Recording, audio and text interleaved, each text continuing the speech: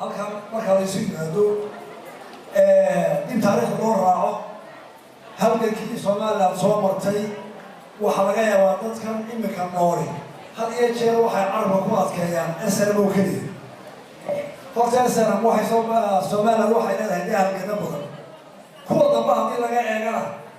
ciidamo badan baa jiro oo imika wada Soomaaliland oo isku xuquuq oo isku jabhada bari iyo galbeed iyo SNM marka waxaan jecelahay inaynu is-ogaano waa aqoon kororsi haddaynu kulmiyanahay marka halganka laga hadlaayo in daraawiishtii laga soo bilaabo loogana dambaysiyaa cawaana bustaana iyo ciidankii soori ka soo jeeday SNM oo imika walaaloobay taasi waa aqoon kororsi labaad xisbiga kulmiye waxaynu ku qanacsanahay uu soo dhaweynaa natiijadii uu soo saaray guddiga doorashooyinku qaranka waa ku hambalyeynaa qaranka intii isdiiwaangelisay iyo intii ka shaqaysay iyo intii hogaaminaysay waa ku hambalyeynaa xisbi ahaana waa ku qanacsanahay doorashada diiwaangelinta rajo badanna waanu ku qabnaa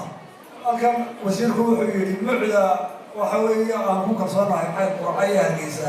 maanta labada midda xaggooda uma soconee doorashada kulmiye waxay noqonaysaa guusha ka doonaynaa oo aan ka soo bilaabaynaa sool waxaanu soo maraynaa inta dhexoo dhan iyo awdal labadaasoo kulmiye maanta ka qaadayaa koobka waa labada gobol ee dagaalka la hegelaynaa haddii lahay dhacdo annagu lixda gobolna way hegelaynaa labadaasaanu ka qaadayna haddii lahay dhacdo oo xooggeeda iyo bucdeeda iyo kalsoonidayada yadkana taageeraaba joogaan inta kalena waa ku darsanaa dhexe hargeysa burciyo waa ku darsanaa iyaga haddii alla idhahday berbere iyo ceergaayo waa ku daraynaa laakiin maanta waxaanu ka soo bilanaa labada daraf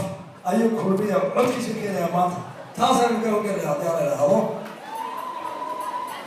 intaynu hadhowlaxoy dumarku kulmiya u mahadnaqaynaa intii horena taageerteen iyo hawshii aad la soo gasheen iyo dadaalkii aad la soo gasheen xisbiga dushkooda ka mahadnaqaynaa carruurta hooyadeed kama korto mar walba way ku soo noqotaa maantana intay wax kasta soo sameeya hooya waa kan maantana codkii baad ka doonaya dadaalkii idinku hawl badan ku dhaceen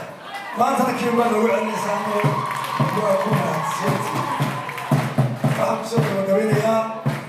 tacsiib maanta halkan waxaa habeen hore geeriyooday mujaahid weyn oo dagaalkii burcadiray ninkii dhexda ku xigayna kaaliye ahaa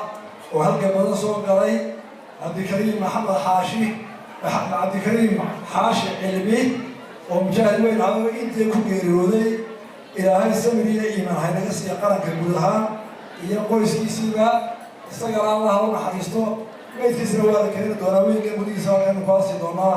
isagana faatixada ha loo maro wasalaamu calaykum waraxmatullaahi wabarakaatu